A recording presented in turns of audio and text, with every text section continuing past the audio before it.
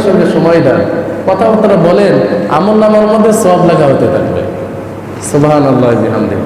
আসরের পরে মা আয়েশা রাদিয়াল্লাহু তাআলা আনহা বলেন, নবীজি সাল্লাল্লাহু আলাইহি ওয়াসাল্লাম প্রতিদিন আসরের নামাজের পরে তার বিবিদের ঘরে সময় দিতেন, রান্না বান্নার কাজে সহযোগিতা করতেন, ঘরের কাজে সহযোগিতা করতেন।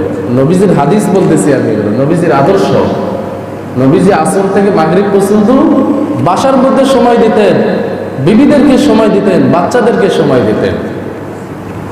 তো এটা নবীজির সুন্নত।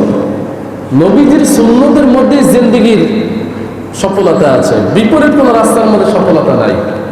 নবীজির জিন্দেগির উপর উঠে আসেন, প্রতিদিন আসর থেকে মাগরিব পর্যন্ত বাসার মধ্যে সময় দেন। উদাহরণস্বরূপ বলতেছি, প্রয়োজনে চটপটি কিনে নিয়ে যান, নিয়ে যায় বিবি বাচ্চাদের সঙ্গে একটু খাওয়া দাওয়া করেন, তাদের দিনটা খুশি থাকবে, আপনার দিলও খুশি হবে, আল্লাহ তাআলা রাজি আর খুশি হবেন।